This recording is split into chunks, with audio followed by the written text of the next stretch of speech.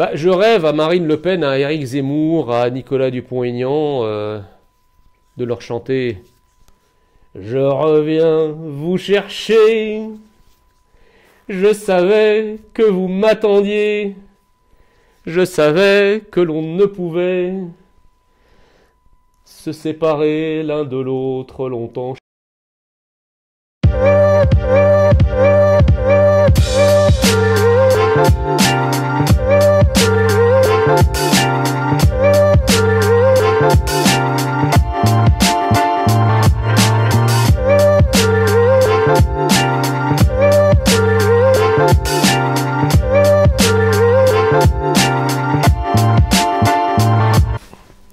Les 18-25 ans l'adorent car là où tout le monde à droite parle de la santé des montures, lui parle de l'idéal des mousquetaires. En politique, il lance des idées qui ensemencent l'inconscient collectif et des volontés qui déplacent l'ordre des réalités. Alors on ne refera sans doute pas l'histoire, mais le patriotisme de quelques-uns permettra peut-être de refaire le coup de Napoléon, 100 jours de sursis qui dureront peut-être 100 ans. L'histoire nous offre une page toute vierge, libre à nous d'y peindre des merveilles ou de la tacher de sang. Et puisque le système ne nous permet rien, ou en tout cas le système médiatique ne nous permet pas grand-chose, autant tout se permettre envers lui. Il sait aussi de la politique que c'est un sport dangereux et amoral, l'essentiel des combats se déroulant en catimini, à fleurets non mouchetés, et souvent dans le même camp. Jean Messia, bonjour. Bonjour. Bonjour. Alors, Jean Messia, la première fois que j'avais parlé de vous avec un invité, c'était il y a 4 ans. C'était un souvenir traumatisant. J'avais reçu chez moi Yacine Bellatar, qui était un personnage extrêmement menaçant. J'avais eu extrêmement peur. Il s'était assis et il m'avait dit, j'ai ouvert une boîte de nuit, j'ai acheté une boîte de nuit, pour pas voir des gens qui ont ta gueule. Il était videur. Il aurait dû. Parce que, en plus, il a une carrure de 2 mètres de large. Oui, oui. Et il y a vraiment des gens qui viennent vous... Hyper menaçants. En plus, le mec est chez vous et tout. Il arrive, il se met comme ça, il dit « Je veux pour pas voir ta gueule ». Et il m'avait parlé de vous, dans l'interview. Oui, parce que je l'obsède, en fait. Il est amoureux de moi depuis 5 ou 6 ans déjà. Et donc, il rêve de moi, en fait. Alors, je sais pas comment je dois le prendre, mais j'essaie de gérer ça au mieux. C'est un amour impossible. Non, mais c'est-à-dire, en fait, je pense que Yacine Bellatar est l'archétype d'une immigration haineuse de la France qui a été biberonnée, choyée par le système antinational qui dirige la France depuis une 40aine d'années. Il n'est pas le seul d'ailleurs. Vous voyez bien que tous ceux qu'on balade sur les plateaux issus de l'immigration, c'est pour dire du mal de la France. Je veux dire, les Rokhaya Diallo, les Daniel Obono, les Assa Traoré, toute cette immigration qu'on met en scène, que le système dirigeant met en scène, ça n'est que pour dire du mal de la France. C'est comme si il y avait une haine par le haut, qui était celle du système dirigeant, qui avait besoin d'entretenir une haine par le bas, et les Français au beau milieu de cette tenaille, dans une espèce de sédation identitaire profonde et continue. Et évidemment, vous savez, c'est le grand Georges Bernanos qui disait « les nouveaux convertis sont embarrassants ». C'est-à-dire que quand on voit quelqu'un qui incarne par sa trajectoire ce que l'on fait métier de nier, à savoir la France, eh bien, c'est quelque chose qui est troublant. C'est-à-dire que moi, je n'étais pas français. Je ne connaissais la France ni d'Ève ni d'Adam. Je suis arrivé en France, j'avais l'âge de 8 ans, sans savoir parler un mot de français. Or, aujourd'hui, vous avez un système qui vous dit que la France n'existe pas, que le français de souche, c'est un concept fasciste. La question que l'on est en droit de se poser, c'est si la France n'existe pas, à quoi, moi, l'Égyptien d'origine, qui n'avait rien à voir avec la France, à quoi je me suis assimilé? Qu'est-ce que vous avez devant vous aujourd'hui? Mais d'ailleurs, c'est peut-être parce que chez vous, j'allais dire, la France n'allait pas de soi, que vous avez de plus en plus envie de la défendre. Vous voyez ce que je veux dire? À l'Académie française, un académicien m'avait dit, les mecs qui font, les académiciens qui font le dictionnaire à l'Académie, donc qui s'intéressent à l'étymologie des mots, etc. français, sont que les étrangers. Oui. Parce que, et finalement, par exemple, quand la France va de soi, par exemple, moi, je suis né français, etc. Et donc, tout allait de soi. Jamais vécu ailleurs, j'ai aucune origine étrangère. Donc, de fait, mon identité est peut-être pas mon sujet de prédilection, parce que ça va de soi. Mais j'ai envie de dire, si jamais j'avais été d'origine immigrée, j'aurais peut-être été Jean Messia, vous voyez ce que je veux dire? C'est-à-dire que à l'époque en tout cas, lorsque l'on arrivait en France, la France était un pays à l'identité très forte. Il y avait un vrai creuset identitaire et républicain. Et il y avait une sorte d'accord tacite entre la France et les gens peu nombreux, il faut bien le dire, venus d'ailleurs, qui arrivaient donc ici. C'était fais tout ce qu'il est en ton pouvoir de faire pour nous ressembler identitairement, et une fois que tu nous auras ressemblé par l'identité, tu deviendras un fils de France comme un autre. Et de fait, parce que les gens faisaient cet effort qu'on appelle l'assimilation, qui n'est pas un processus facile quand même. Il faut pas non plus, comment dirais-je, simplifier ou comment dirais-je, ou avoir un regard un peu plus comment dirais-je, innocent sur cette histoire d'assimilation qui est un processus de changement d'identité en quelque sorte. Eh bien, les gens qui sont passés par ce processus n'ont jamais été victimes de racisme. Or, un système qui vous explique que par essence, la France est un pays raciste, qui convoque comme témoins permanents des gens qui n'ont que le mot discrimination, racisme, xénophobie à la bouche, ils sont tétanisés quand ils voient quelqu'un issu de la diversité qui leur dit bah, « Attendez, moi, en devenant français et en ressemblant aux autres Français, je n'ai jamais été victime de racisme. » C'est compliqué de gérer quelqu'un comme ça pour un système qui se veut consensuel sur l'idée que la France est intolérante et xénophobe. Mais il y a un truc qui m'avait étonné. Alors Bellatar, c'est l'occasion de lui répondre 4 ans après, parce que 4 ans avant, j'avais pas les couilles et j'avais peur de lui et j'étais tout timide. Il m'avait dit cette phrase: la comparaison avec le chameau a fait de Jean Messia une star dans tous les autres France.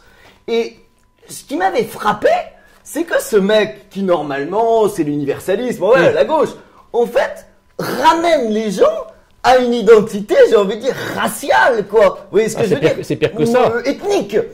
C'est lunaire, c'est ça ce qui est absolument lunaire. Et ça fait rire toute la gauche. Bah oui, c'est ça ce qui est très ça fait rire toute la gauche, tous les humanistes, mais attention, les propos racistes de Bellatar font rire la gauche par antiracisme. Oui. C'est ça qui est drôle.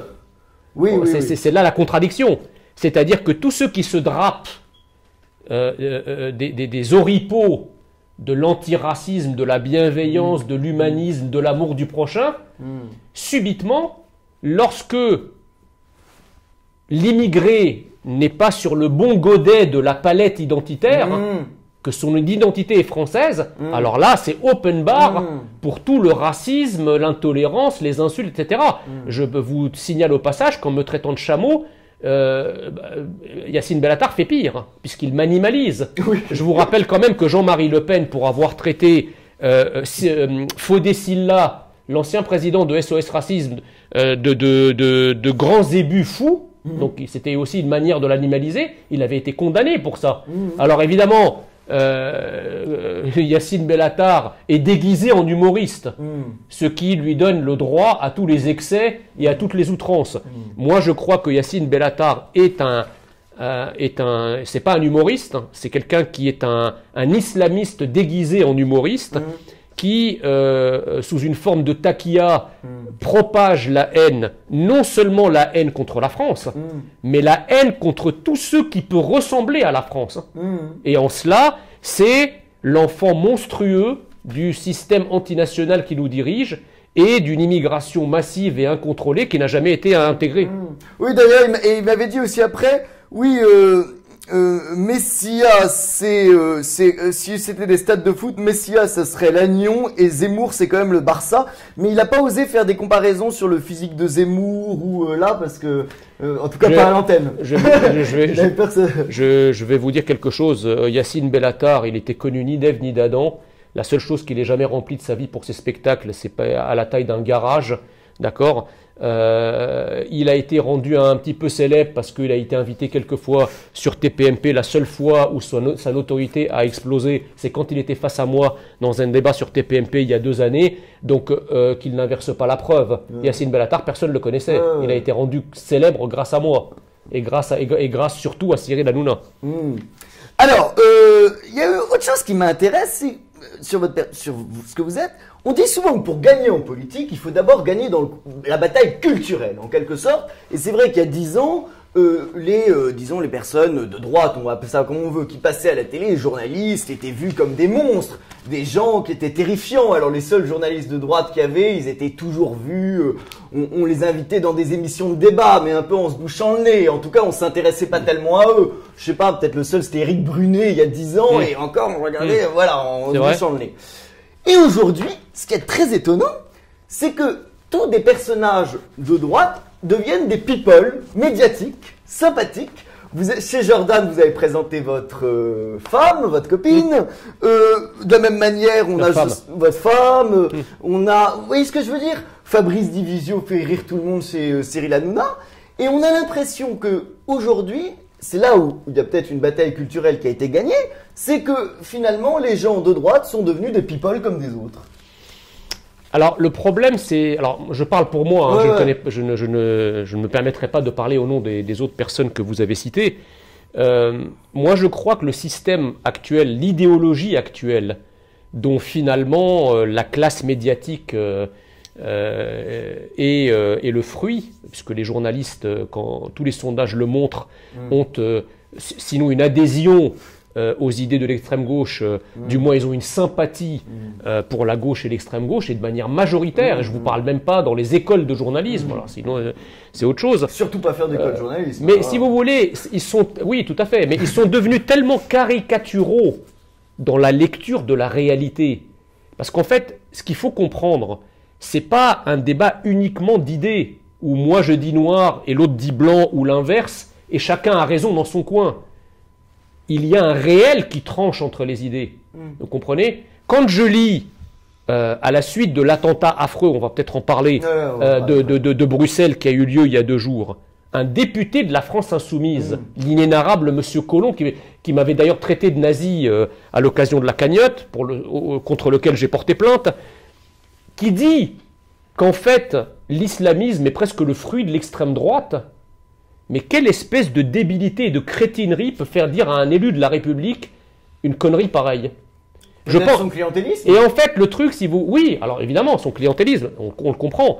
Mais ce que je veux vous dire, c'est que à force de vouloir justement être dans le clientélisme, à force de transformer et de badigeonner le réel avec un vernis idéologique totalement déconnecté justement de ce réel, ils finissent par devenir incohérents. Et quand ils deviennent incohérents, eh bien c'est là où on peut se foutre de leur gueule en fait.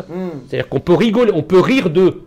C'est-à-dire quand vous avez par exemple toute une partie de la diversité islamisée qui vous explique que les massacres en Israël n'ont pas eu lieu et que tout ça n'est que de la propagande et des fake news, pour un peu, ils nous diraient que les cris d'Allahu Akbar qui ont accompagné l'assassinat de 2 touristes suédois à Bruxelles, c'est aussi inventé par Israël pour comment dirais-je, décrédibiliser ou salir l'islam.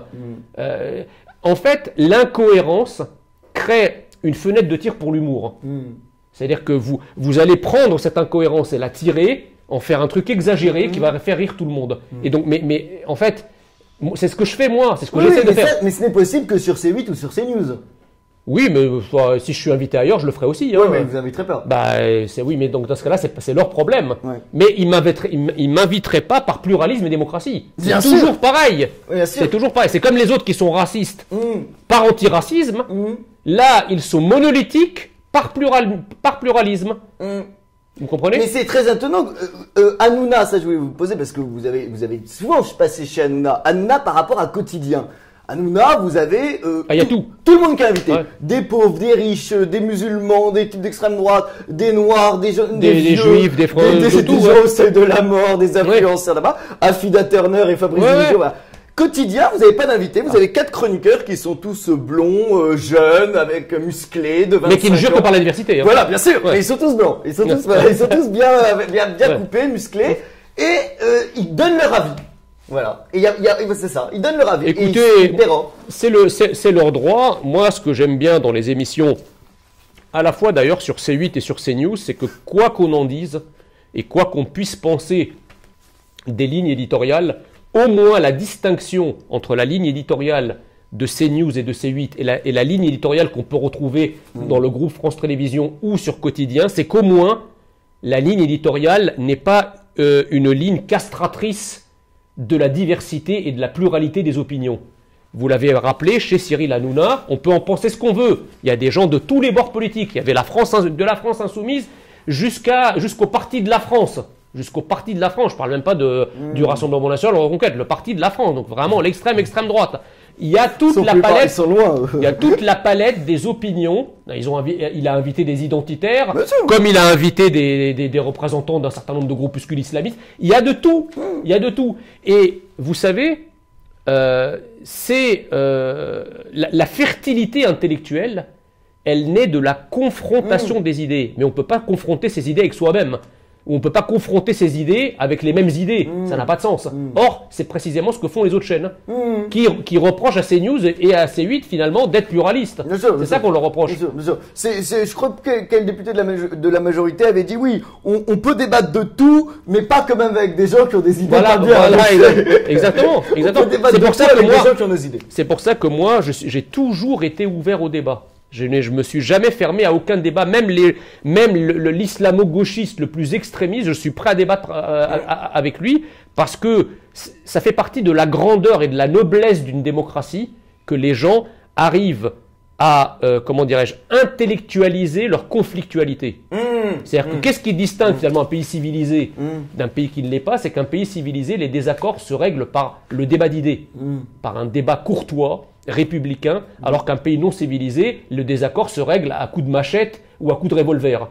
Heureusement qu'en France, nous avons cette chance de pouvoir affronter intellectuellement, par le verbe, les désaccords, et donc à dégonfler l'animosité qui, de toute façon, existe dans n'importe quelle société.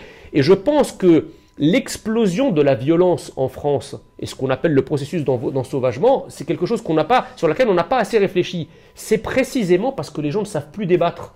Parce que le niveau d'éducation et d'instruction s'est tellement effondré que la seule façon de régler le conflit aujourd'hui, c'est devenu le coup de couteau ou le coup de poing. D'accord ?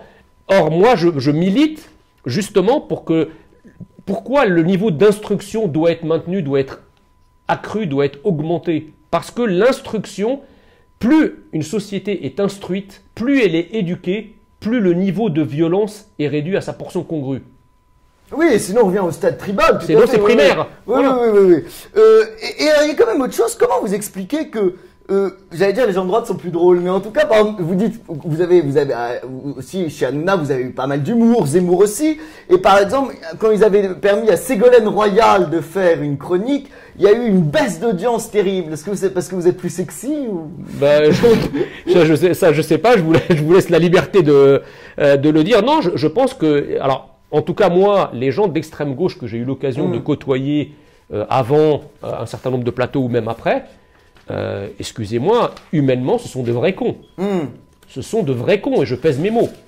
C'est le type, il arrive, il vous dit pas bonjour, il rigole pas. Parce que en fait vous êtes un pestiféré sous prétexte que vous pensez différemment que lui. Pour lui vous êtes quasiment plus un être humain quoi. Il peut plus vous dire bonjour, il peut plus vous serrer la main, il peut plus rigoler avec vous, il peut rien faire. Moi si je prends demain un selfie avec un mec d'extrême gauche, j'en ai rien à foutre en fait. Je peux le diffuser, personne ne dira rien.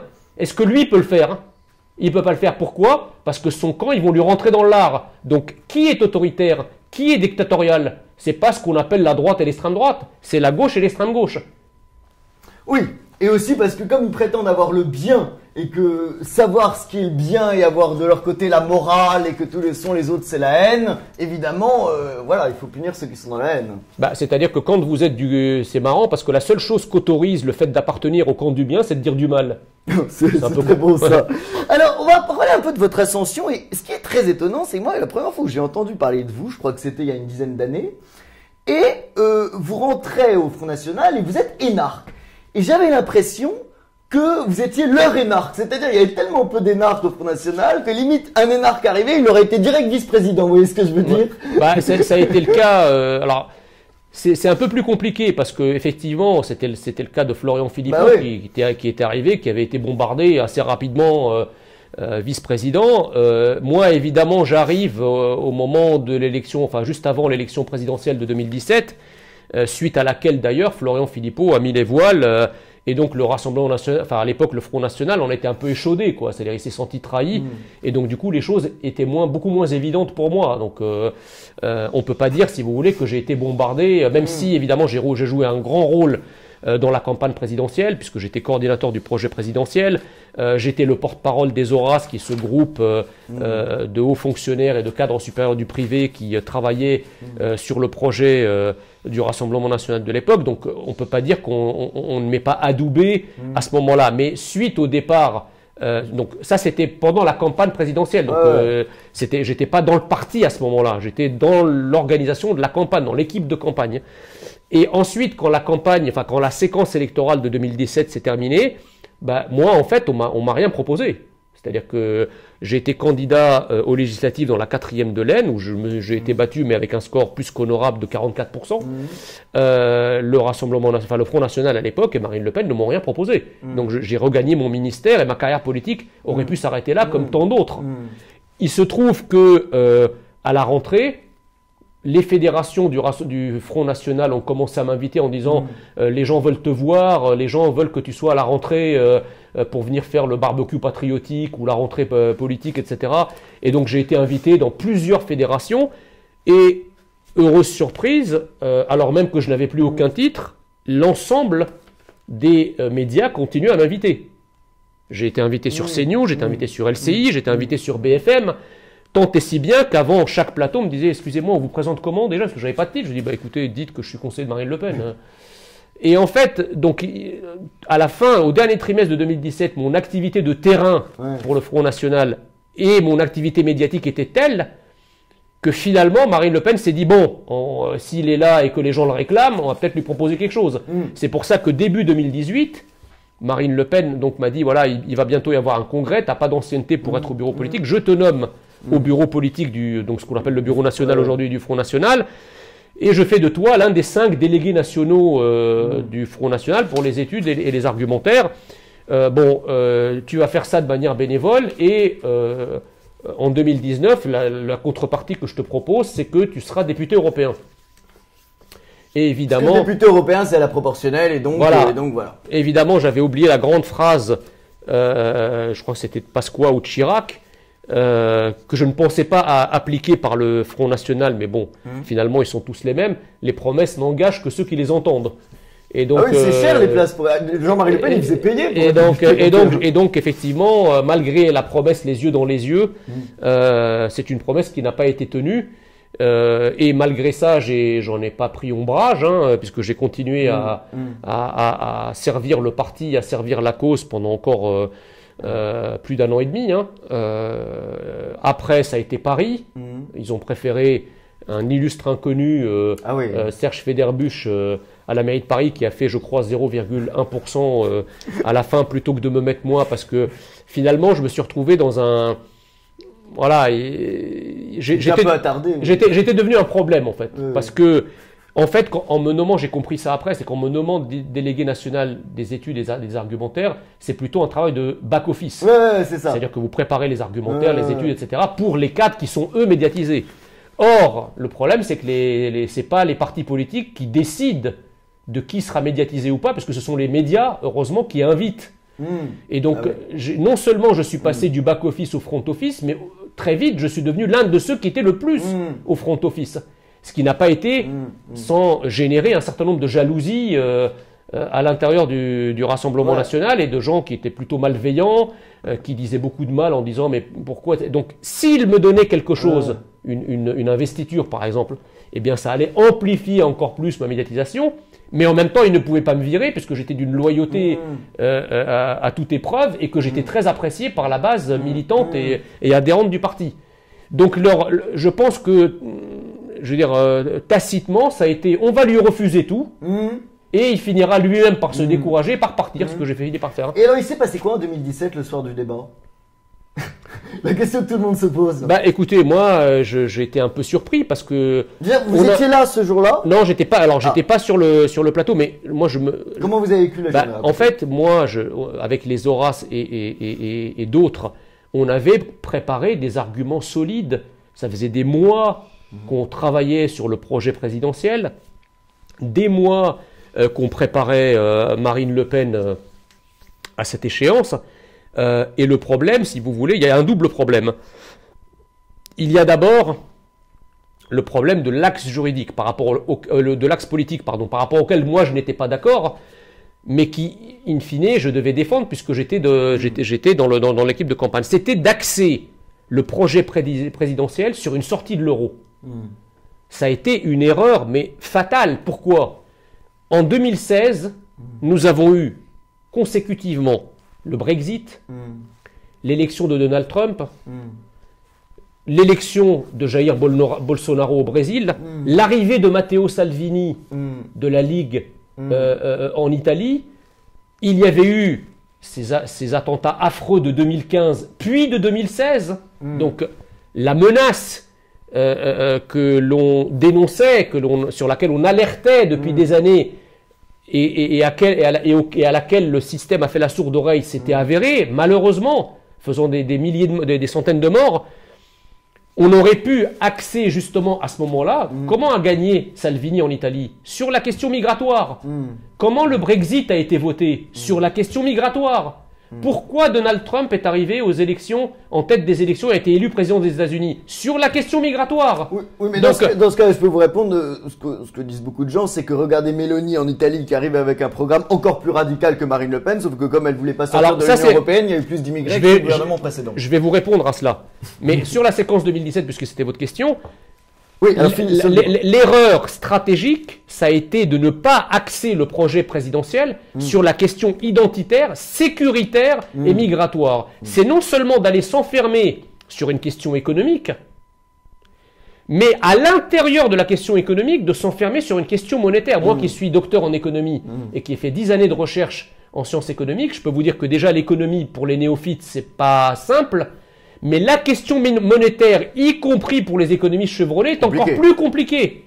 Donc évidemment que quand vous ne connaissez l'économie ni des lèvres ni des dents, comme dirait l'autre, c'est très compliqué d'avoir à défendre. Et d'ailleurs, le naufrage du débat, c'est parce que Marine Le Pen a été incapable de répondre à des questions parfois d'une simplicité. Mais qu'est-ce qui s'est passé ce jour-là? Elle était fatiguée, elle avait pas de fiche. Mais c'est-à-dire, non, mais parce que quand on connaît pas la question monétaire, la question de l'union monétaire, de l'union économique et monétaire, quand vous n'avez pas consacré des années d'études à ça, vous ne pouvez pas, je dirais, être à l'aise sur cette problématique. Oui, et Macron étant un technicien, exactement. Mais attendez, je vais vous donner un exemple. Quand Emmanuel Macron lui dit, mais Madame Le Pen, vous allez quand même pas le matin payer les gens en francs. Et le soir, payez vos fournisseurs en écus. La question était d'une débilité profonde. Pourquoi? Parce qu'en réalité, les 35 ou 40% d'entreprises exportatrices, qu'est-ce qu'elles font? Elles payent le matin leurs fournisseurs en dollars et le soir, elles payent leurs salariés en euros aujourd'hui.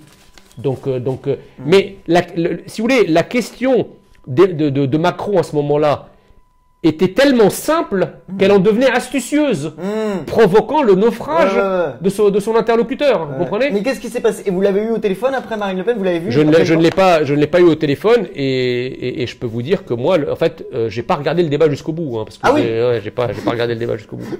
J'ai pas eu ce courage-là. Et donc voilà. Et alors, moi, j'ai pas parlé le lendemain. Mais par contre, si vous voulez, alors donc ça c'est une séquence. Bon, je pense après qu'il y a eu l'élection européenne et je pense que là, pour le coup, Jordan Bardella aux élections européennes de 2019 a montré les vrais talents d'une potentielle relève. Vous pensez qu'à terme, Jordan Bardella va vouloir être candidat à la place de Marine Le Pen ou sera candidat à la place de Marine Le Pen? Mais je pense que c'est la seule solution. Et vous pensez que Marine Le Pen va accepter, donc il y aura une bataille entre les deux? Si vous voulez, je ne comprends pas comment elle peut dire à tous les Français, comment elle a pu dire en 2022, c'est la dernière fois que je me présente parce que 3 ans c'est trop et après je vais m'en aller.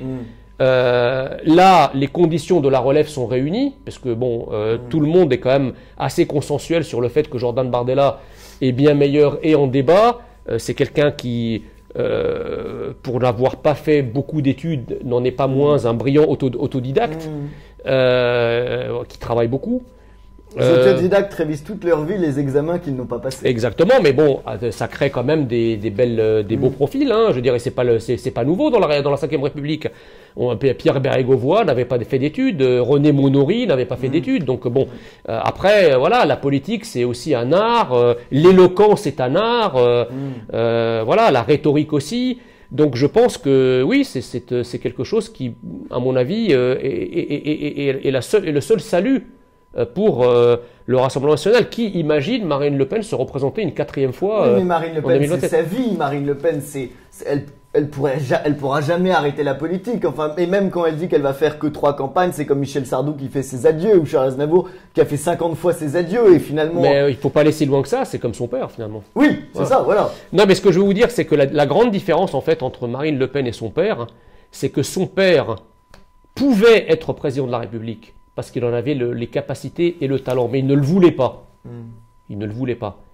Elle veut être présidente de la République, mais elle ne le peut pas. Et vous l'avez connu, son père?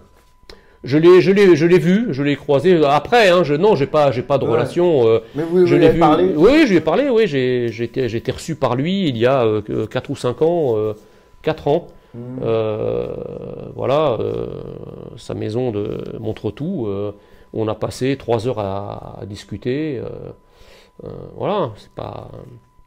Mais pour répondre, parce que vous m'avez posé une question incidente sur Mélanie et son programme, le problème, si vous voulez, c'est que Mélanie, elle a effectivement été élue sur un programme assez dur sur l'immigration, mais qui n'a jamais été appliqué en fait.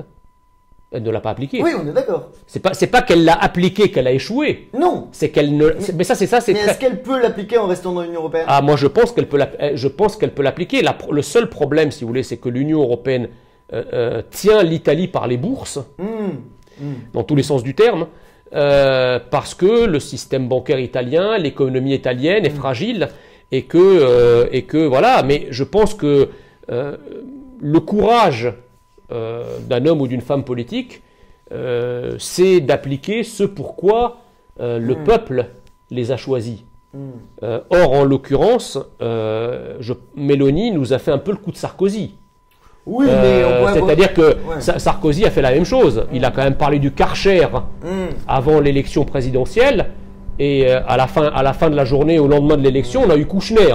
Oui, mais Sarkozy c'était différent. Sarkozy c'était plus sécuritaire. Mélanie est quasiment un programme d'immigration zéro. Mais le problème c'est que je pense que dans l'Union européenne, c'est quasiment impossible de faire un programme d'immigration zéro. Il y a aussi de ça. Je pense que c'est tout à fait possible. Je veux dire, pour reprendre une phrase célèbre, l'Union européenne, combien de divisions? Je veux dire, face à quelque chose qui est de l'ordre de la menace vitale, qu'est-ce qui est le plus important? C'est de s'asseoir sur des dispositifs juridiques mortifères ou de s'asseoir sur sa survie. À un moment, il faut choisir. Je veux dire, c'est exactement, si vous voulez, le même raisonnement, toute proportion gardée évidemment, que celui qui a été fait par la Société des Nations face à la montée du nazisme dans les années 30. C'est-à-dire que face à une force brutale qui allait submerger, écraser et vitrifier l'Europe, la Société des Nations a dit, au nom du droit international, nous condamnons. Là, c'est pareil, le droit, quel qu'il soit, ne peut pas être opposé à une situation de vie ou de mort. Oui, mais alors, il y a quand même une chose, c'est pourquoi... Et ne peut pas être opposé à la démocratie, surtout. Mais Marine Le Pen a abandonné la sortie de l'euro et de l'Union européenne, et en politique, il faut toujours dire des choses claires et expliquer ce pourquoi aussi on change d'avis. Et là, on n'a pas compris, enfin les gens n'ont pas compris pourquoi Marine Le Pen avait abandonné. En tout cas, la raison que la plupart des gens ont vue, c'est plus une raison électorale, que ça faisait peur aux gens, mais on ne peut pas dire j'ai abandonné quand ça vous fait peur. Vous voyez ce que je veux dire? Moi, je pense, moi, si vous voulez, dans les années 90, j'ai soutenu une thèse de doctorat en 1999 à l'Université de Lorraine qui portait sur la coordination des politiques budgétaires face à l'union monétaire, face à l'euro donc. Et j'avais essayé de démontrer dans cette thèse de doctorat que une union monétaire ne pouvait être viable qu'à partir du moment où il y avait une union politique et donc un budget fédéral unique. Et que cette idée qui consiste à unifier la monnaie en laissant les budgets décentralisés, c'était quelque chose qui historiquement n'avait jamais réussi. Jamais. Il y a même des expériences qui ont pu durer 80 ans, mais qui ont fini par échouer. Donc, moi je pense que l'euro n'est pas viable à terme. À terme.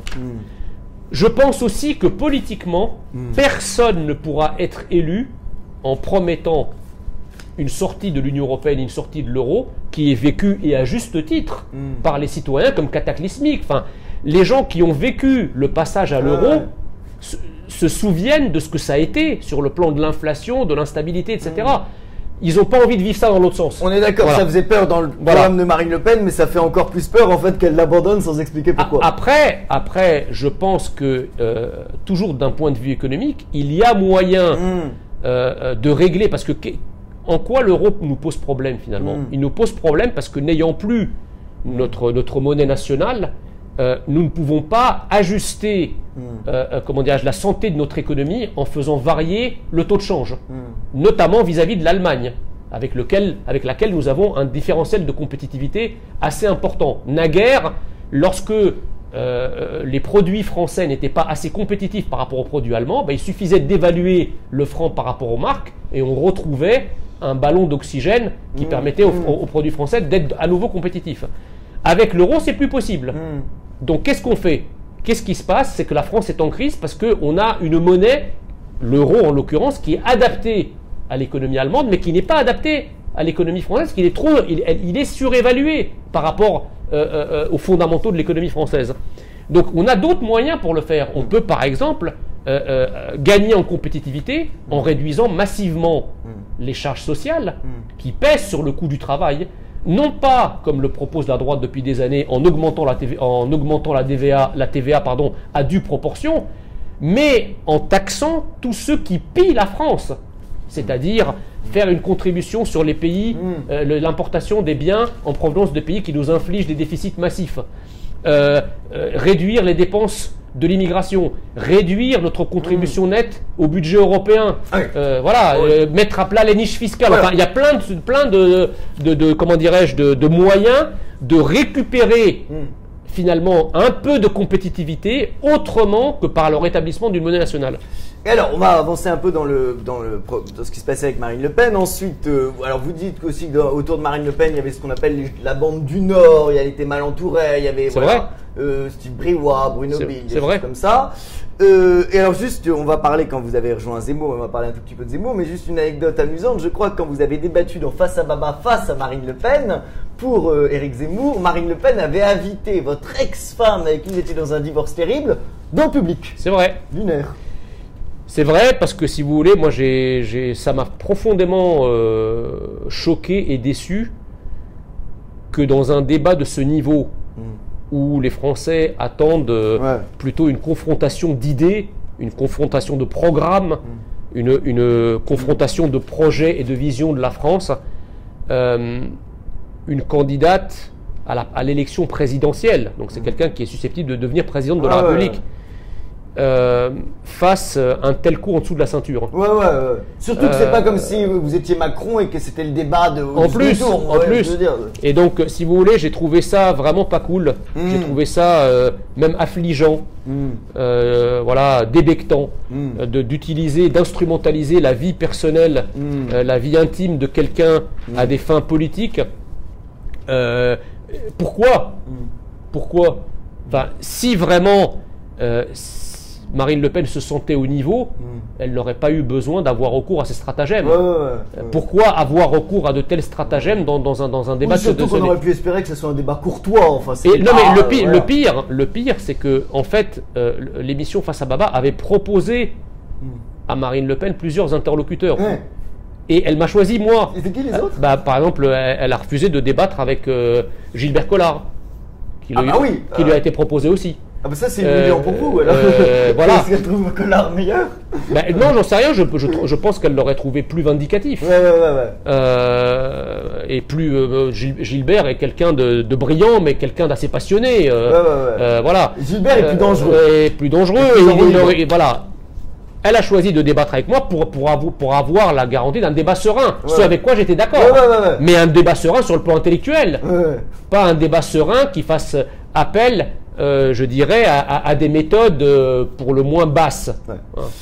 Éric Zemmour, ça c'est assez intéressant. Alors première question, est-ce que vous n'avez pas eu un peu l'impression que finalement, ce que pourraient dire des électeurs de Marine Le Pen, des gens autour de Marine Le Pen, à l'époque où Éric Zemmour écrivait un livre d'entretien avec Sarkozy, elle était déjà en train de se faire insulter sur les plateaux.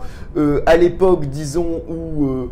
vous voyez ce que je veux dire? À l'époque où elle se prenait à un attentat à la bombe, Éric Zemmour vivait tout tranquillement. À l'époque où il était chez On n'est pas couché, et en gros que Marine Le Pen a passé 40 ans à laminer le terrain, à préparer pour qu'ensuite Éric Zemmour puisse récolter les fruits.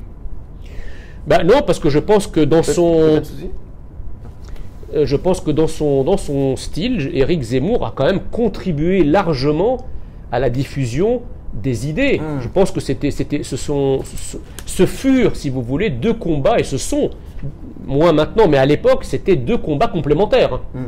Vous savez, vous l'avez d'ailleurs rappelé fort justement en exergue à votre propos lorsque vous avez dit que la bataille culturelle, la bataille des idées, est une des batailles, sinon la seule, du moins l'une des batailles les plus fondamentales pour espérer emporter le suffrage un jour. Bon, je pense que Éric Zemmour, de par son travail d'éditorialiste, de journaliste, d'essayiste, a largement contribué à populariser les idées du camp national.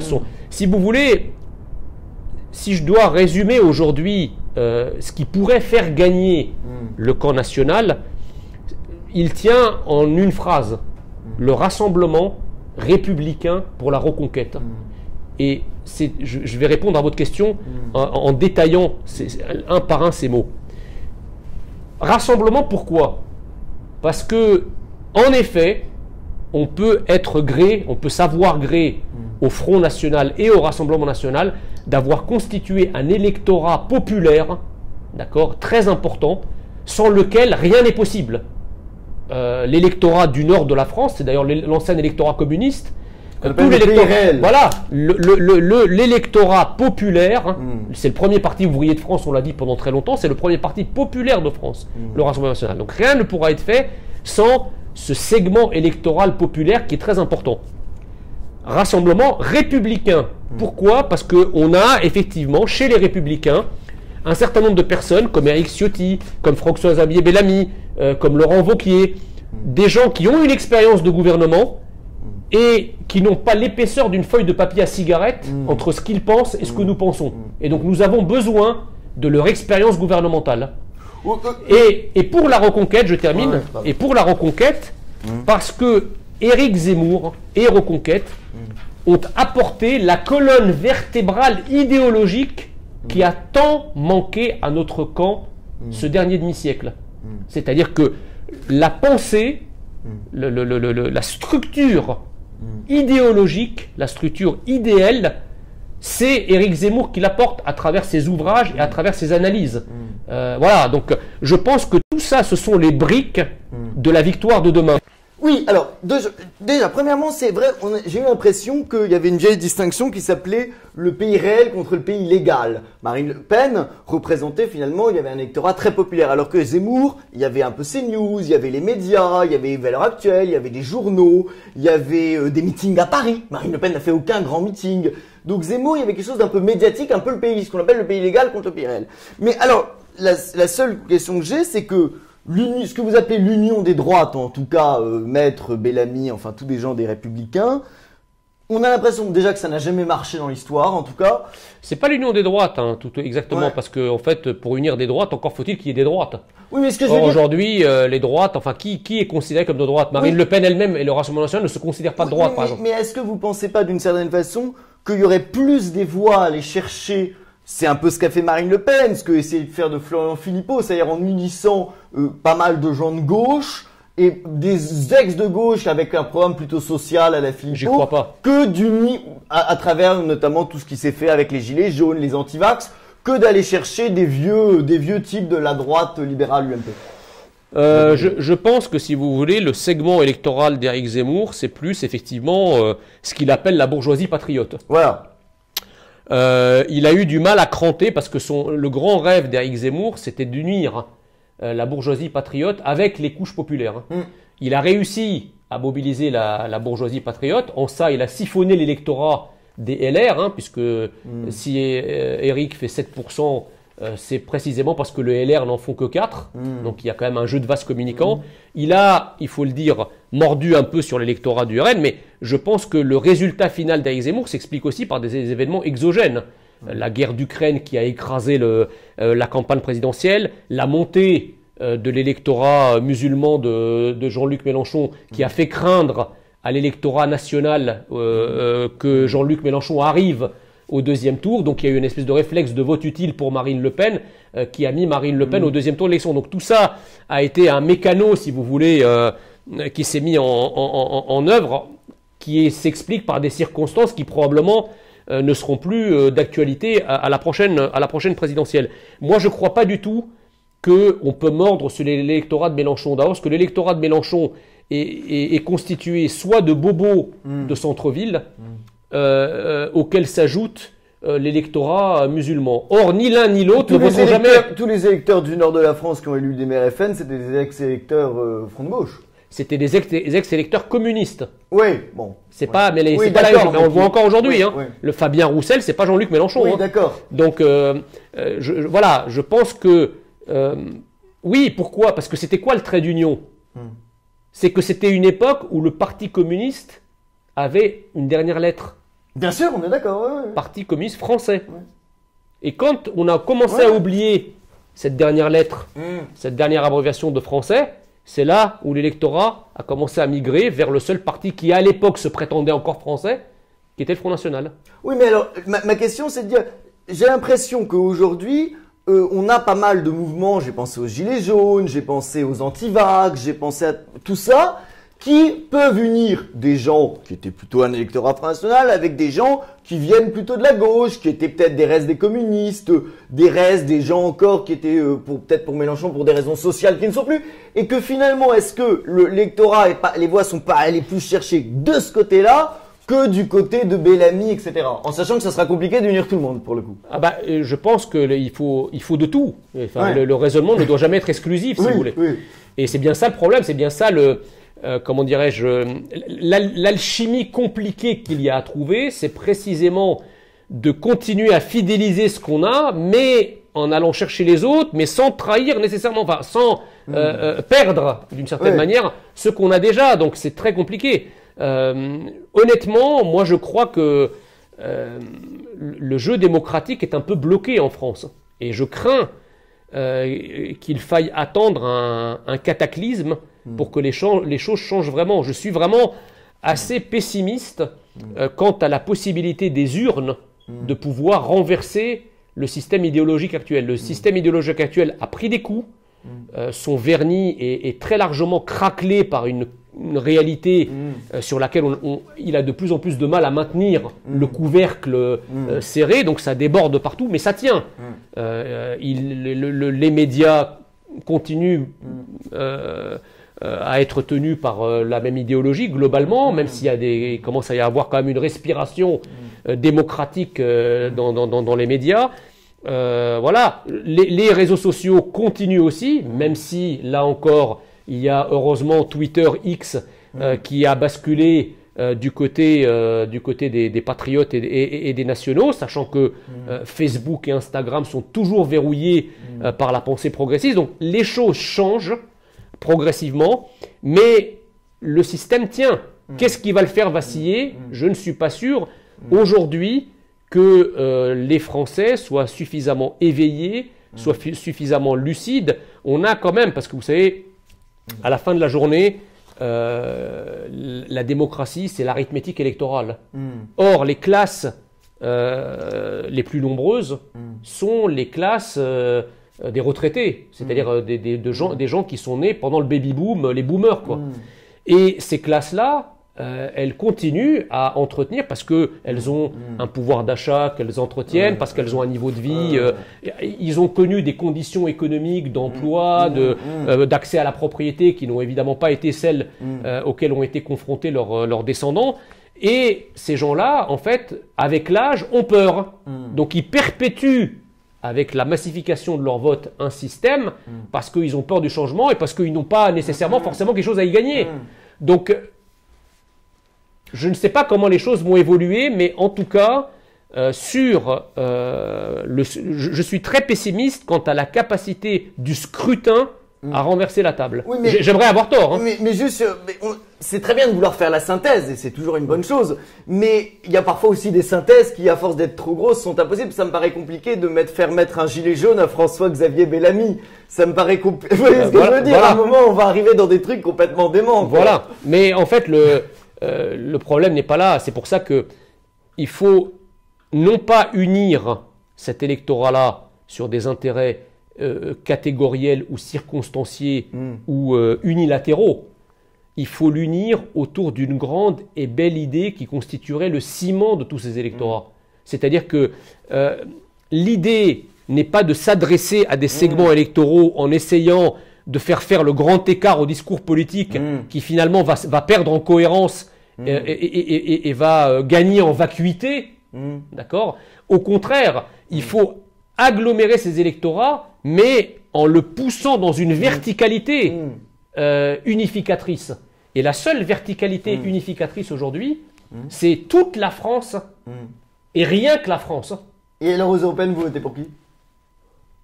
Bah écoutez, je sais pas encore, mais je pense que je vais voter pour la liste de Marion Maréchal. Ah ouais. Même si, mais en sachant que, est-ce que vous pensez pas que les médias vont plus retenir le score qui sera en tête au premier, il y a qu'un tour, oui, au premier tour, et que finalement, si Marion Maréchal fait 4%, 8%, 12%, 16%, vous voyez ce que je veux dire, ça changera pas grand-chose. Alors que si Marine Le Pen fait 20 ou 30 ou 40, ça va changer. Bah, j'en sais rien, moi je réfléchis, en tout cas en ce qui me concerne, je ne réfléchis pas comme ça. Moi, vous savez, on peut me reprocher beaucoup de choses, mais je suis toujours quelqu'un d'authentique qui défend ses convictions, quoi qu'il en coûte, comme dirait l'autre. Donc moi, je vote mon vote va vers celui ou celle qui est le plus proche de mes convictions. C'est pas un vote stratégique, c'est un vote c'est un vote d'idée, d'affect, voilà. Moi, je pense, par exemple, que lors de la dernière présidentielle, Marine Le Pen a parlé du pouvoir d'achat, c'est très bien. Elle a complètement oublié de parler de la sécurité, de l'identité, de l'immigration. Moyennant quoi, ce qui pose problème aujourd'hui à la société et ce qui fait ramener ces questions sur le devant de la scène, c'est quand même la sécurité, l'identité et l'immigration. La multiplication des attentats, la multiplication des agressions, des faits divers affreux qui impliquent certaines immigrations. Il est où le pouvoir d'achat dans le discours du Rassemblement national aujourd'hui ? On l'entend plus. On parle, et pour cause, puisque la réalité qui s'impose, encore une fois, ne me faites pas dire ce que j'ai pas dit, le pouvoir d'achat, c'est quelque chose de très important dans une période qui en plus continue à être inflationniste, où le coût de la vie est insupportable, où les gens n'arrivent pas à joindre les deux bouts. Il faut bien sûr parler de ça et on est d'accord. Voilà, mais le problème aujourd'hui, l'attentat d'Arras, l'attentat de Bruxelles, et c'est pas terminé. On va en parler. Alors on va finir sur ça. Juste, alors parce qu'on a plus que 10 minutes pour évoquer deux sujets encore. Alors sur la mort du jeune Naël. Alors ce qui s'est passé, c'est que ça, il faut qu'on en parle quand même 5 minutes. Donc il y a ce jeune Naël qui a été tué par un policier. Il y a eu un élan de solidarité envers Naël. Le policier sans vraiment d'ailleurs respecter la présomption d'innocence, a été mis au trou, en prison. Il y est toujours d'ailleurs. Il y est toujours, il nous regarde peut-être. Son salaire a été suspendu, son adresse personnelle a été mise sur Internet. D'ailleurs, ça a été assez étonnant parce qu'on a vu la mère de Naël dans des manifs assez heureuses. Enfin, moi, je sais pas, si mon fils mourait, elle avait l'air folle de joie. Oui, elle ramenait la Coupe du Monde dans la maison presque. Ouais. Ben, il paraît que parfois les drames peuvent provoquer une sorte d'hystérie, enfin je sais pas, une excitation, quelque chose. Peut-être qu'elle était contente. Comme celle-ci. Peut-être qu'elle n'aimait pas, je vois. Alors, il y a eu par contre une cagnotte donc pour le jeune Naël. Alors vous, de votre côté, vous avez dit on va faire une cagnotte pour le policier. Pour la famille du policier. La famille du policier. Parce que c'est vrai qu'il a été menacé et tout, ça a été très très dur, quoi. Horrible, quoi. Affreux. Ouais. Et qui devait sûrement pas être plus riche que la famille de Naël, voire plus pauvre, je pense. Mais vous savez, les gens qui nous ont intimé l'ordre de nous émouvoir pour Naël, ce sont des gens qui aujourd'hui nous intiment l'ordre de ne pas parler des massacres en Israël. Ouais.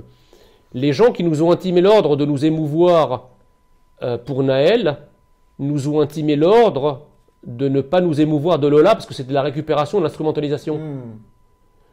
Donc, la gauche, l'extrême gauche et la diversité islamisée, nous sommes à chaque fois de nous émouvoir pour tout ce qui n'est pas français, pour tout ce qui nous est étranger en quelque sorte, de réserver nos émotions à tout ce qui n'est pas français.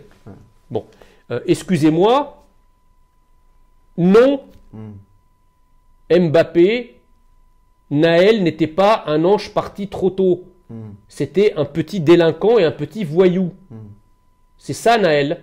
C'est quelqu'un qui a 15 mentions au fichier des antécédents judiciaires pour trafic de drogue, trafic de plaques minéralogiques, j'en passe et des meilleurs. Son avocat nous dit il n'a jamais été condamné par la justice. Mais vous vous rendez compte? Moi j'aurais honte de dire ça. Parce que pourquoi? Parce que peut-être que si effectivement en étant déféré, quand la police le déférait devant des magistrats, si à ce moment-là les magistrats, au lieu d'appliquer la charte du syndicat de la magistrature et dire c'est un mec qui vient de la diversité, il est victime de la société en quelque sorte, donc on va rien lui faire. Si au premier acte de délinquance, la justice avait fait son travail et l'avait sanctionné durement, peut-être que ça aurait cassé sa trajectoire et peut-être, qui sait, il n'aurait pas terminé dans des conditions aussi tragiques. Vous comprenez? Donc, Mais là où il y a aussi une hypocrisie, je pense que tout le monde dit que la mort de Naël est un drame, et, enfin en tout cas je sais pas, mais que en tout cas c'est toujours un drame et que même s'il était délinquant, évidemment que c'est pas mérité ce qui s'est passé, que c'est dramatique. Mais c'est vrai, mais c'est une chose. Mais je pense que là où peut-être il y a une hypocrisie, vous allez me dire si vous êtes d'accord, c'est que de parler de violence policière en France, où on a 71 par semaine dans tous les journaux qui expliquent quand même que c'est plutôt l'inverse, que dans les banlieues tout le monde souffre, que les policiers n'ont plus le droit d'avoir des armes, ils ont des porte-mines face à des kalachnikovs, on n'est pas aux États-Unis. Donc là il y a quand même une énorme hypocrisie, quoi. Mais écoutez, il n'y a pas de... Enfin, excusez-moi, si on se sert de l'affaire de Naël pour démontrer la véracité des violences policières, excusez-moi, mais c'est à se taper le cul par terre de rire. Parce que, je vais vous dire pourquoi. Dans quel pays au monde, j'étais sur un plateau de France 24 en arabe, et j'avais en face de moi un Égyptien, un Tunisien et un Marocain. Je leur ai dit, mais est-ce qu'en Égypte, au Maroc ou en Tunisie, si un jeune de 17 ans, qui n'a pas le permis de conduire, est à bord d'un bolide qui vaut 90 000 balles. On sait quand même, on sait pas, même, alors, on dit il l'a loué, mais louer un truc pareil, ça vaut 1500 balles par jour. Donc, même si on est dans le cas de la location, comment il a le pognon? C'était une belle voiture. Ah oui, c'était une Mercedes, AMG 63 ou je sais pas quoi. Ouais, c'était un truc qui vaut 90. l'a récupéré, 90. Non, mais alors, c'était une voiture de location, d'après ce qu'on m'a dit. Mais peu importe, 17 ans. Il roule sans permis de conduire, à bord d'un bolide. La police lui intime l'ordre de s'arrêter 3 fois. C'est la 3e fois qu'il s'est arrêté. Compte tenu du fait qu'il n'obtempère pas légitimement, le policier sort son arme parce qu'il ne sait pas à qui il a affaire. Parce qu'on s'imagine dans n'importe quel pays constitué que le mec... Ça peut être un go fast. Le mec qui n'obéit pas aux injonctions de la police, c'est quelqu'un qui est dans une forme de toute puissance, il n'a rien à perdre. Donc on se dit, peut-être que c'est un mec dangereux en fait. Parce que vous et moi, quand la police nous demande de nous arrêter, on s'arrête. Vous et moi, on aurait été à la place de Naël, on serait pas mort. Pourquoi? Parce qu'on aurait coupé le moteur et même peut-être, dès la première fois, on se serait arrêté. Donc il n'y aura pas eu de problème. Quand vous refusez d'obtempérer à la police, mais ce principe est valable à travers la terre entière. Quand vous refusez d'obtempérer à la police, vous mettez le doigt dans un engrenage qui, malheureusement, oui, peut être fatal. Mais à ce moment-là, c'est pas la faute de la police. Mais qu'est-ce qui s'est passé concrètement, en fait? Écoutez, moi, j'ai vu, comme tout le monde, la vidéo, si vous voulez. Quand un jeune qui conduit sans permis à bord d'un bolide refuse par 3 fois d'obtempérer, qu'il finit par s'arrêter, que le policier, arme à la main, lui intime l'ordre de couper son moteur, je ne sais pas ce qui se passe, on voit la voiture redémarrer, le policier a commis ce tir dans l'exercice de ses fonctions. Donc le moins qu'on puisse dire, c'est qu'on pourrait au moins attribuer ou accorder aux policiers ce qu'on accorde à de vraies raclures et à de vraies racailles, c'est-à-dire la présomption d'innocence. Mais pourquoi le policier a tiré? C'est ce que j'ai pas compris. Bah, je pense que c'est parce que alors je sais pas, hein, il faut attendre le résultat de l'enquête, mais d'après, il y a des versions qui circulent comme quoi Naël aurait accéléré. Et qu'en accélérant, le policier a, en fait, la balle est partie, quoi, parce que le policier était à l'intérieur de la fenêtre de la voiture. Ah, voilà. Et donc, lorsque la voiture, il y a eu un tir. Alors bon, moi, je suis pas enquêteur, hein, donc je ne sais pas exactement ce qui s'est passé, mais ça, l'enquête le prouvera. Mais disons que si vous voulez, indépendamment du point particulier ou le moment particulier où le tir est parti, quand on regarde le contexte, excusez-moi, je ne peux pas dire que le policier, en fait, les gens raisonnent comme si Naël se baladait dans la rue avec des copains en train de. Mais on peut pas dire non plus en train de boire un coca et qu'un méchant policier est arrivé, il l'a buté. Non, d'accord, mais on peut pas dire non plus que parce qu'il était une racaille, qu'il était peut-être un voyou, même un trafiquant de drogue, c'est une raison pour lui tirer dessus. J'ai pas dit ça. Non, bien sûr, c'est j'ai pas dit que c'était une raison pour lui tirer dessus. J'ai simplement dit que vu le circonstance, vu le contexte actuel, et vu qu'il y a quand même une circulation d'armes, il y a quand même une vraie défiance de l'État et vis-à-vis de la France, à travers ceux qui portent l'uniforme de la République et de la France, c'est-à-dire les policiers, lorsque les policiers qui sont confrontés quand même, il faut le voir, il faut le savoir. Non, mais un policier a plus de sens d'être tué par balle par un voyou que, vous voyez ce que je veux dire? Oui, mais le problème c'est que voilà, il faut voir la pression auxquels sont soumis les policiers aujourd'hui en France. D'accord? Quand on les voit dans les quartiers se faire tirer dessus avec des mortiers d'artifice, se faire balancer dessus des pavés, parfois se faire tirer dessus à la chevrotine et au 9 mm.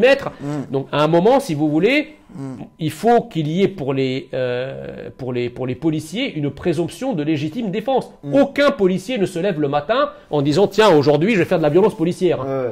Quand un policier est engagé dans la police, c'est une vocation d'être policier. C'est pas simplement un métier, surtout aujourd'hui. Quand on voit le nombre de suicides, le nombre de démissions records, aujourd'hui, pour être policier, c'est une vraie vocation. Donc, on peut quand même accorder l'idée que lorsque le policier fait usage de son arme, eh bien, il est dans des circonstances qu'il juge suffisamment graves pour se servir de son arme. C'est pour ça que moi, je milite pour une présomption de légitime défense pour la police, pour le policier. Et il appartient après de démontrer que c'était pas dans la... Mais pas l'inverse.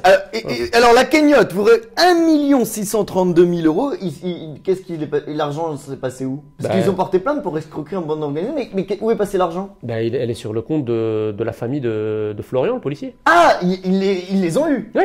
Ah d'accord, ça a marché. Ça a marché, oui. J'ai cru qu'il avait... Ah non. Ah oui? Non, c'était le grand fantasme de la gauche et de l'extrême gauche que de bloquer la cagnotte.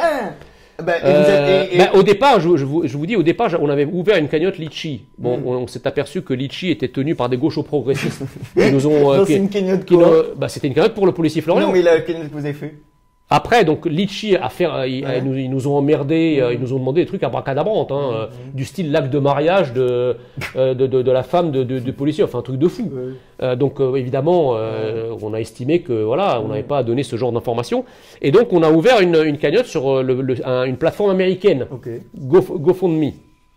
Et là, la plateforme américaine a tenu bon. C'est-à-dire que toutes les injonctions et tout, comme quoi la conception de la liberté n'est pas la même des deux côtés de l'Atlantique. Comment elle vit la famille du policier en ce moment? Vous devez être sans doute en contact avec eux. Je suis en contact. Mais attendez, déjà, indépendamment de cette histoire de cagnotte, la famille, et je pense une grande partie de la France, trouve ça scandaleux que non seulement le policier Florian est toujours en prison, mais que pendant presque un mois, sa femme et son enfant en bas âge ont été interdites par Loire.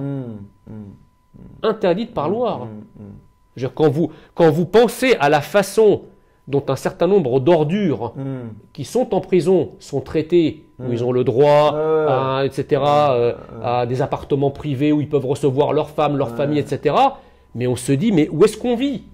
Quelqu'un qui a servi la République sous C'est l'uniforme. peut-être parce qu'il est en préventif, je pense. Mais même, Ouais. pourquoi il est en préventif? Pourquoi il n'est pas libéré? Ah, ça, c'est pas Vous avez des types, ils violent, et le magistrat dit non, non, on le libère, on attend de son jugement.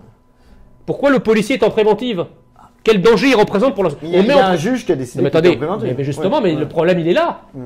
Quel danger pour la société représente quelqu'un qui s'est engagé pour la servir à être mis dehors? Aucun.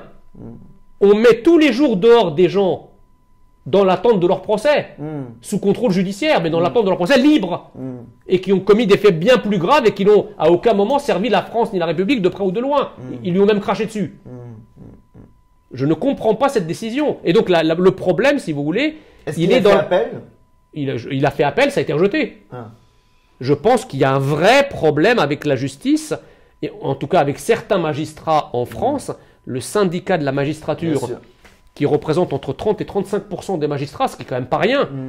Quand vous pensez que le syndicat de la magistrature appelle à manifester contre les violences policières avec la gauche et l'extrême gauche, mais on est chez les dingues. Il est inculpé pourquoi, le policier?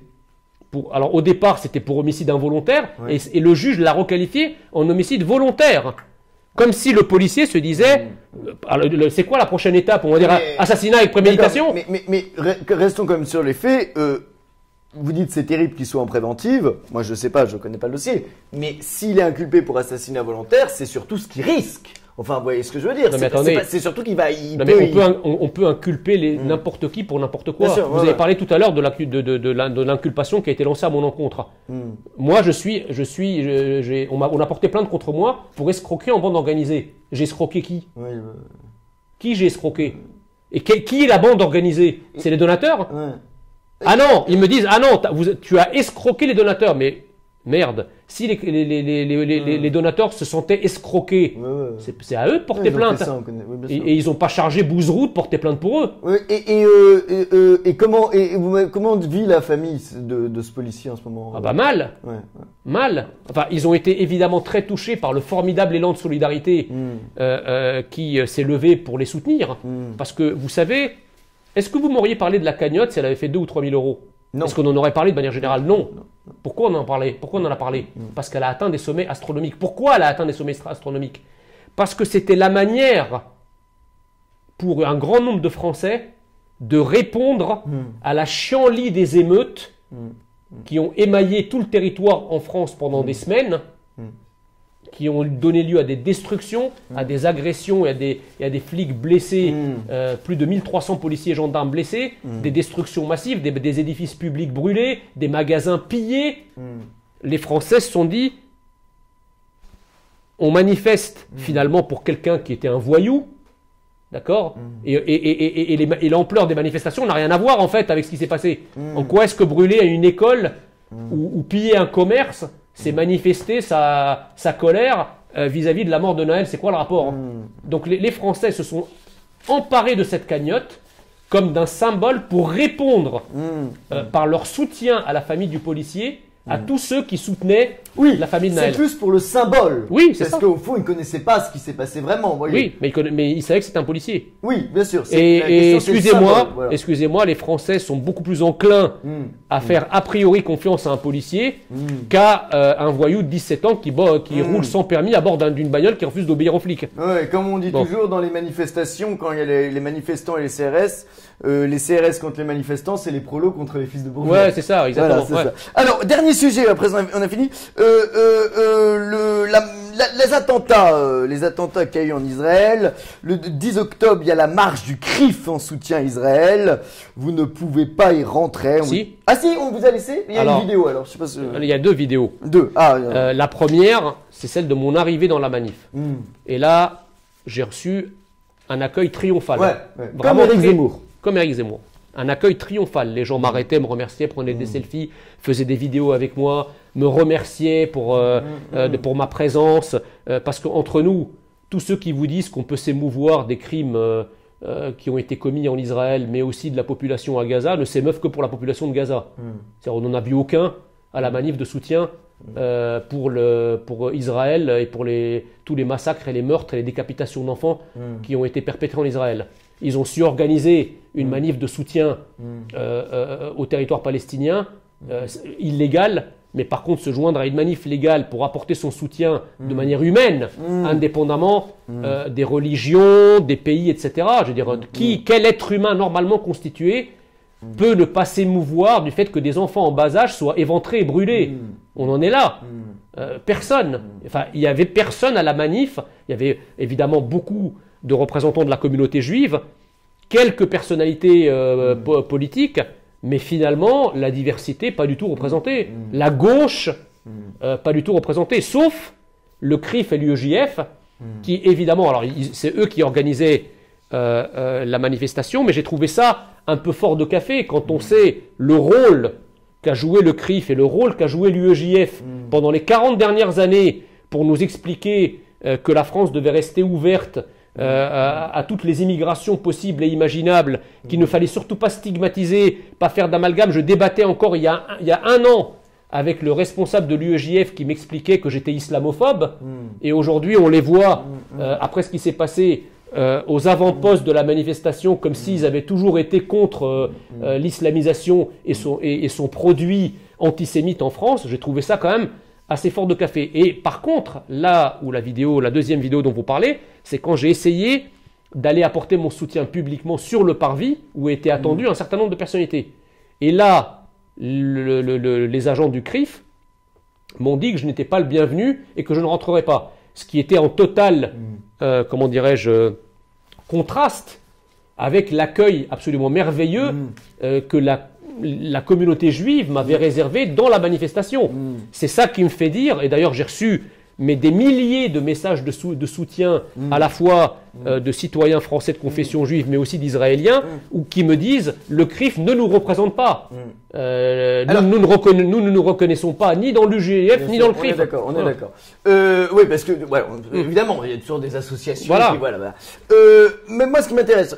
Attendez juste un instant, parce que j'aimerais pas que mon propos, parce que je connais leur esprit un peu torve, je ne critique pas le CRIF ou l'UEJF parce qu'ils sont juifs. Non. C'est pas du tout la question. C'est parce qu'ils sont de gauche. Oui, c'est parce qu'ils sont de gauche.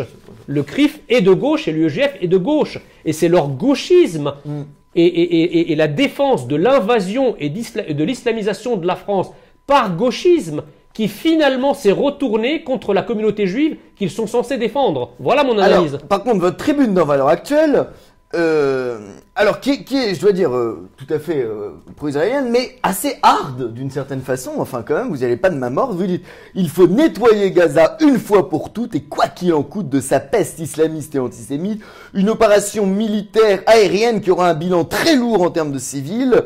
Il ne faut pas céder aux sirènes pacifistes qui appellent à la désescalade. Est-ce que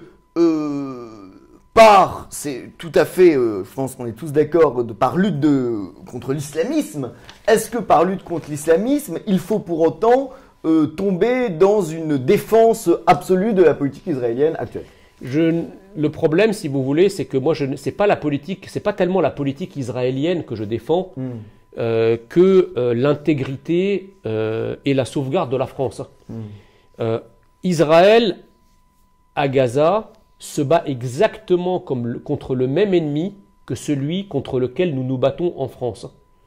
Et donc, je considère que dans le combat contre l'islamisme et contre l'antisémitisme, Israël est un allié, c'est même un pays qui est aux avant-postes du combat civilisationnel que nous menons.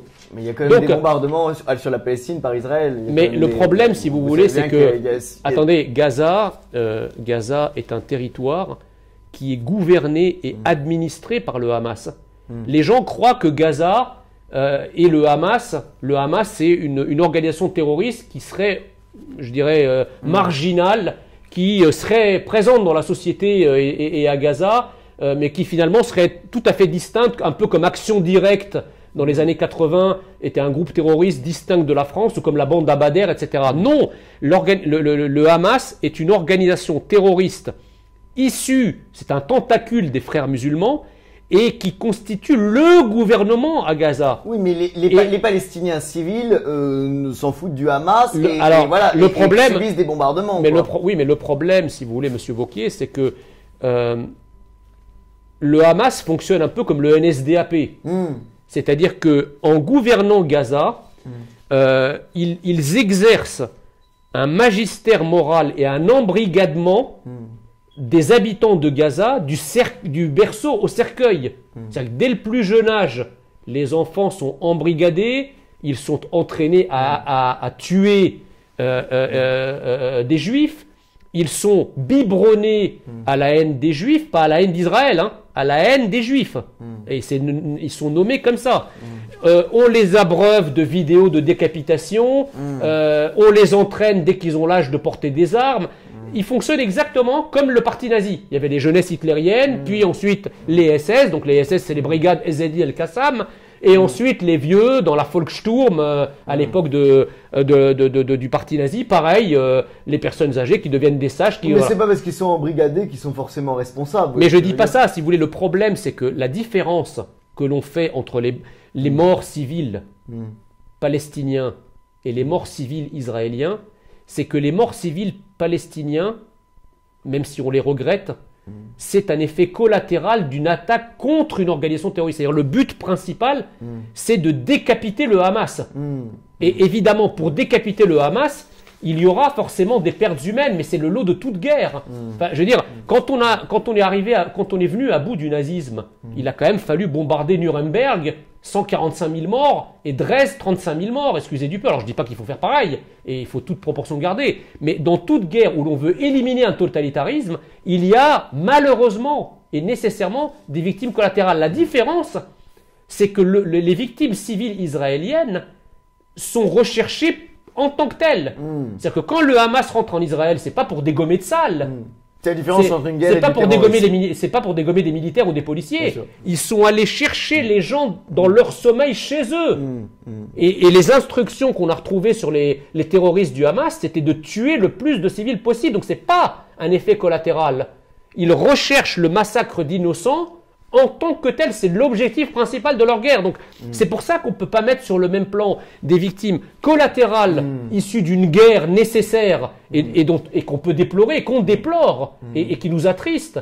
Mais c'est quand même pas la même chose que d'aller éventrer un bébé dans son sommeil et d'en faire un symbole de guerre en disant on a gagné. C'est pas pareil quand même. Bien sûr. Et est-ce que vous êtes tout de même pour la création d'un État palestinien débarrassé du Hamas, ou est-ce que vous non? C'est une réponse très compliquée. Moi, je vous dirais que en fait, la solution à deux États, elle a déjà été proposée. C'était le plan de partage de 1947 de l'ONU, qui accordait 55% du territoire aux Juifs et 45% aux Arabes. Les Arabes auraient pu prendre les 45%, même s'ils n'en étaient pas satisfaits, et se dire, on crée un État, et ensuite on peut négocier entre deux États et entre voisins, peut-être d'accords territoriaux, qui nous ferait grappiller encore 3 ou 4% de territoire. Au lieu de quoi, ils ont dit, non seulement on ne va pas accepter le plan, mais comme l'objectif est de bouter le juif à la mer, nous allons faire la guerre, et grâce à la guerre, nous allons obtenir 100% du territoire. Excusez-moi, ils ont joué, ils ont perdu vae victis. Ils n'ont rien obtenu. Il y a 4 guerres israélo-arabes dont l'objectif, encore une fois, n'était pas de récupérer les territoires. L'objectif d'une grande partie des Arabes et de la rue arabe est tout simplement de rayer Israël de la carte et de se débarrasser des Juifs. La rue arabe, elle est là-dedans. Et il ne faut pas croire que le Hamas soit juste une organisation terroriste que le monde arabe rejette. Je puis vous assurer que les massacres perpétrés par le Hamas en Israël ont constitué un coup d'éclat avec lequel un grand nombre de musulmans et un grand nombre d'Arabes est d'accord. Alors, juste, on va finir dans l'interview pour les 2 dernières minutes. Comme je sais que maintenant, je crois que c'est le rappeur Karis qui a fait une chanson sur vous, nous on parlait, ou c'est Booba. Non, c'était Karis, ouais. Ah ouais. Et Booba, vous aimez pas? Il y en a un autre aussi, hein, qui a fait qui est Frisk Orleans, je crois. Frisk Orleans, qui a fait qui a parlé de moi dans son un de ses derniers. Et qu'est-ce que disent Karis et Frisk Orleans? Bah alors Karis, c'est fuck un nègre maison, fuck Jean Mossia, ou un truc comme ça. Fuck un nègre Ouais. maison. Oui, oui, pas anti-racisme, attention. Ah Ouais, C'est toujours. Hein. c'est pas vous le nègre maison, non. Ah bah j'en sais rien. De là à le croire, il n'y a qu'un pas que je franchis. Et fuck non, et le deuxième rappeur dont Et le deuxième, je sais plus ce qu'il a dit, mais bon, c'était des paroles peu amènes, hein, Ouais, ça oui, nous a pas oui, échappé. oui, mais vous savez, c'est des poètes. Ouais. Ah oui, bien sûr, oui, c'est des poètes. Ouais.